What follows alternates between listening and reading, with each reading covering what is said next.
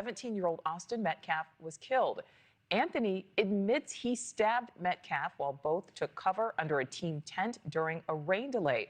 But Anthony says he was acting in self-defense. Yeah, Nicole, they allowed me to view this video under strict conditions. I couldn't record anything. I couldn't take pictures. I could take notes, but that's about it. They would play it one time, and they wouldn't even rewind it or play it again, even the moment in question. So what I saw in the video was ultimately, it's from the press box across the field on the 45-yard line. You can view a yellow tent across the field. That's where this incident happened. There's no sound on the video, and it's raining. And you can see about 30 to 40 people around the field. It's a track meet that morning, so they're preparing for this track meet. The incident in question happens at 9:44 a.m. It's really calm up until that point, and then chaos ensues, and you can't really make up anybody. You can't make out individuals. You can see people and colors and what they're wearing, but you can't make out identities. But again, at 9:44, chaos ensues. What I did not see was any obvious physical altercation leading up to the stabbing. Now, I went inside the stadium earlier this morning to try and give our viewers a better vantage point of where this all happened. Take a look. Across the field, you can see where the press box cameras captured everything. We're on the 45-yard line here. This is where it ultimately happened. There's a tent right up here, the kind of the sports tent where everybody was huddled at 9:44. Whatever went down happened right here.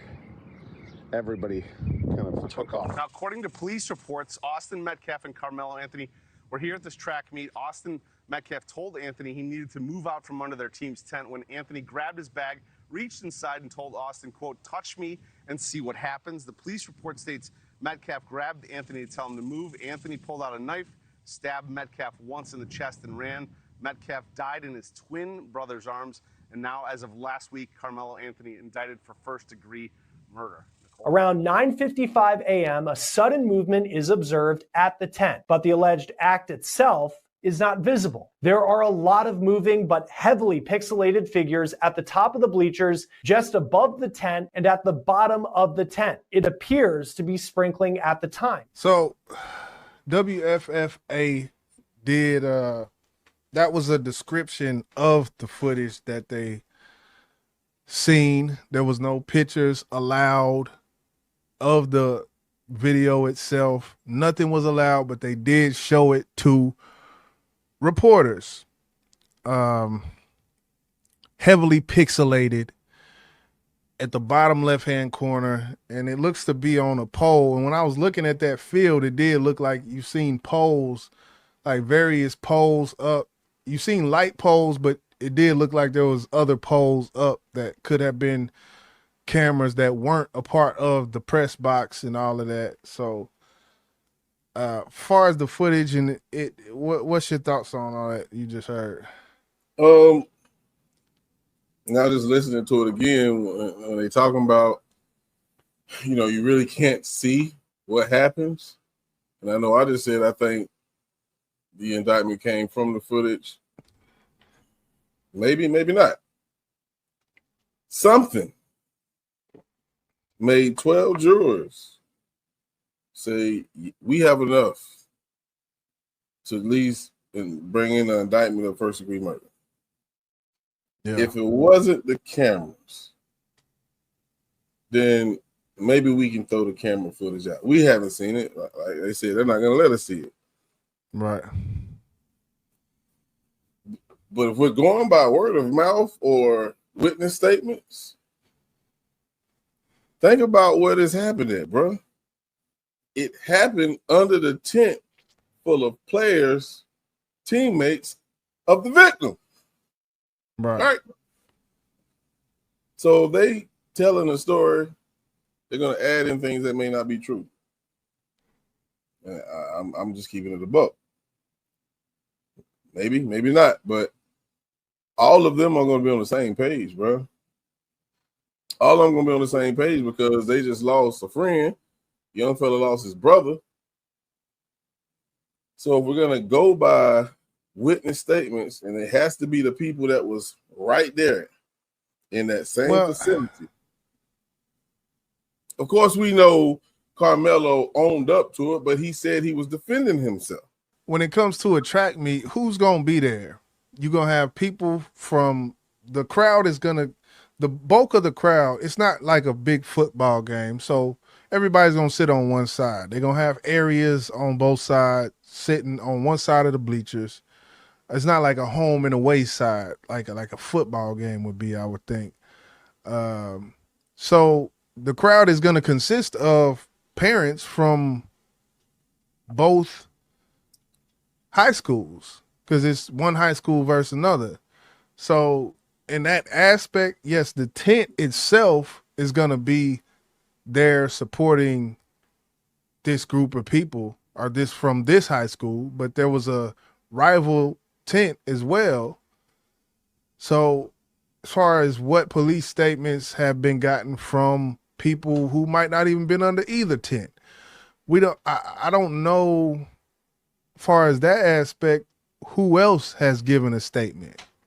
Who else was there? Who else? It might just been someone new to town who was just there because their kid was on one side, so there's no really bias there. It's just, someone else who has a statement, and you got to look through all of those statements, and I think that's where the indictment came from all the information that from the police officers who arrived, explaining how the layout, the logistics, then all of the parents, like everybody has to be talked to, regardless of why are you there?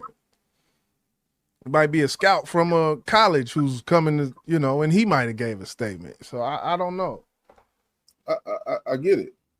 I get it. They asking everybody who potentially witnessed something. Right. Let's go back to the situation.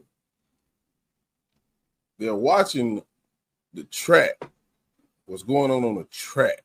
The parents are, at least for the moment that they start talking to each other, the eyes of everyone under that tent left the track and went to them because they hear a confrontation. Everybody don't hear this confrontation. Everybody else's eyes is still watching track. Now, I know what you're going to say. You don't know that. Yeah. If anybody is behind these guys, this tent, and you got people that's under this tent running from the rain, the people that's behind them, because they were in front, they can't see shit that's going on because of the people that's under the tent. I'm speaking of the people that were sitting above them, higher up. They're looking now, they can't see what the fuck is going on because of so many people being under the tent. Now, this is an assumption. The people to the right, the people to the left. From what I saw, this was not no jam-packed event. You feel me? And shit happens so quick that the only witnesses that I'm going to listen to as a detective, not saying I'm just going to avoid, say, yeah, you was too far away. I don't want to hear shit you guys say. I ain't going to say that. That'd be fucked up of me. But who statement's going to be more credible? The one who was sitting right up under that goddamn tent, man.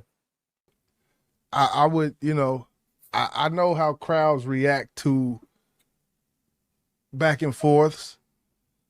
And I would say that's probably more than likely probably not it. But maybe because it was so much of the same story from everybody who was there, the indictment just had to come down. I mean, we seen like in situations where there's an eyewitness and this indictment comes from the state moves forward based off one person and you got a bunch of people. So I mean, well, not a bunch, but you got a crowd. It's not just one eyewitness. There's a lot of eyewitnesses. So I think the indictment had to come. It was destined to come down. As far as why it took this long, I don't think it should have took this long. I think they could have came to a decision before now it looks from the optics, it does look like the camera did, as you said, have something to do with it. But who's to say? It's gonna be interesting. How many people that were sitting afar, maybe, a couple of, 10, 20, 30 feet away, who didn't see it, bro? And they said they see it, and they just going by what the brother said, and they went up there and said what they said. You feel what I'm saying? And see, that's the thing. That's the police. The police have a job to do. The detectives, investigators, all of them have a job to do. They got to look these people in their eye and see what makes sense. What makes sense? I know for myself, if I'm sitting somewhere and I see some shit like that, I ain't gonna lie. I don't care if it's a tent away. If I see, maybe it's just the attraction to fuckery that I have with shit like that. I'm gonna be like, hold on, you see that? Oh shit, hold on. The track meet is not, it's not a finals game. There's points, when they running, but when they not, you just sitting there. So I think a lot of people seen it, man. I just think myself personally, I think a lot of people seen it, and that they got to sift through every single statement, everyone. As far as people lying and just the whole, because this case is so racially charged, people giving testimony, people giving statements that are lies or that aren't really the truth, and this can happen. This is a racially charged situation. There's racist people in the world. So in any world that we live in, this is gonna be an issue that the detectives gotta figure that shit out, man. I just want to say how I see it, and maybe that's why I'm stuck in the way I see it.